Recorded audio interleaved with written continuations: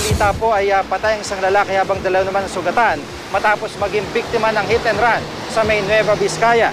Narito po report ni Isay Reyes.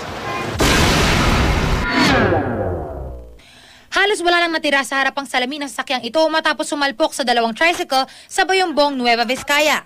Kwento ng mga saksi, sa halip na huminto ng bumangga sa unang tricycle, ay humarurot pa ito at bumangga sa isa pang tricycle.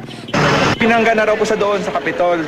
Tapos tinakasan niya, binangga niya ito. Nung pinaplakahan namin po dito, na huminto sa dyan, dineretso niya pa dito sa nabangga ko ngayon.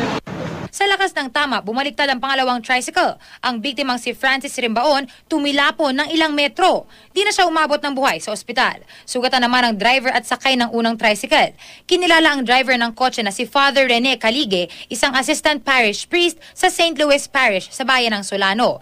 Isa sa mga nakasaksi sa aksidente, di napigilan ng galit at sinapak ang pari na nanatili sa loob ng sasakyan. Sabi namin yung siyempre, gusto din na namin dahil nasa amin na yung kinuha na nga namin susi para hindi na siya makatakas.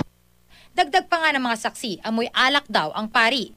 Hindi na nagpaunlak ng panayam sa GMA News ang pari pero humihingi ito ng tawad sa mga kaanak ng mga biktima.